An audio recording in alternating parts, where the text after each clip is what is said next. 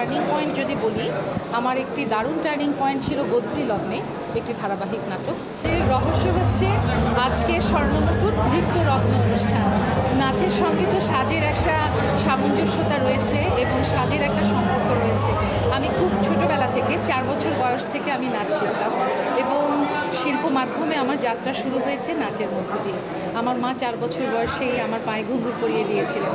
আমি প্রথমে চট্টগ্রাম শাশ্বত ললিতকলা একাডেমিতে নাচ শিখেছি, পরবর্তীতে বুলবুল ললিতকলা একাডেমিতে। তো আমার অভিনয় জগতে আসা এবং অভিনয়ের সঙ্গে সম্পৃক্ততায় নাচের একটি ভূমিকা রয়েছে এবং আমার মনে হয় নৃত্য এমন একটি শিল্প মাধ্যম, যেই মাধ্যমটি শিল্পের অন্যান্য প্রত্যেকটি শাখাকে কোনো না কোনোভাবে সহায়তা করে। এবং আমি যে ছোটোবেলা থেকে নাচ শিখেছি, সেই শেখা, আমার সেই জানা এবং আমার অভিব্যক্তি পরবর্তীতে আমার অভিনয়কে সমৃদ্ধ করেছে এবং অনেক ক্ষেত্রে সাপোর্ট করেছে আমি মনে করি। আপনার বর্ণাঢ্য ক্যারিয়ারে আপনার টার্নিং পয়েন্ট কোনটা ছিল? আমার বর্ণাঢ্য ক্যারিয়ারে টার্নিং পয়েন্ট যদি বলি, আমার একটি দারুণ টার্নিং পয়েন্ট ছিল গোধূলি লগ্নে, একটি ধারাবাহিক নাটক। এরপর আমজাদ হোসেনের পরিচালনায়, আমজাদ হোসেনের রচনা এবং পরিচালনায় 7 নম্বর বাড়ি, যেটি এটিএন বাংলার প্রথম ধারাবাহিক ছিল এবং সেই নাটকটি আমাকে দারুণভাবে দর্শকের কাছে পরিচয় করিয়ে দেয়।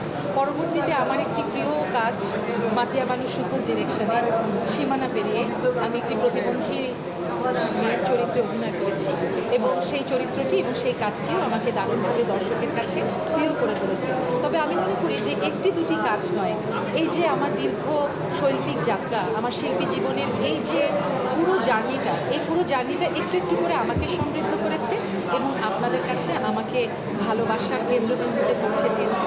এবং এই যে আপনারা ভালোবাসেন, আমি মনে করি সম্মান, স্বীকৃতি, পুরস্কার সব কিছুর ঊর্ধ্বে আপনাদের এই ভালোবাসা এবং সম্মানের চেয়ে বড় অর্জন একজন শিল্পীর জীবনে আর কিছুই হতে পারে না।